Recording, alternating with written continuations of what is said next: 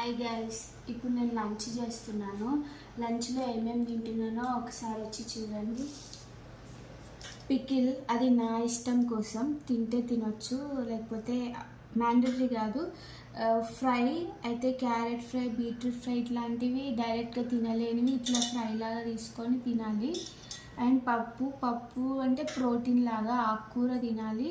ఆకుకూరని skip చేసి వల్ల పప్పు ఉంది, లేకపోతే ఫ్రై ఇట్లా ఏదైనా ఒకటి హెల్దీ ఉండాలి. And 1 boiled egg, rice. నేను పెరుగు తినాను కాబట్టి చల్లగా అవ్వడానికి పెరుగు, మజ్జిగ చారు. అండ్ ఇప్పుడు ఖచ్చితంగా 1 స్పూన్ నెయ్యి వేసుకోవాలి. 1 స్పూన్ నెయ్యితో తింటాను డైలీ. 1 స్పూన్ నెయ్యి, గుడ్ ఫ్యాట్. సో ఇవి నా లంచ్ ఇవాళ. సో ఇప్పుడు నేను తినేస్తా. రైస్ తక్కువ తినాలి, కర్రీస్ ఎక్కువ తినాలి.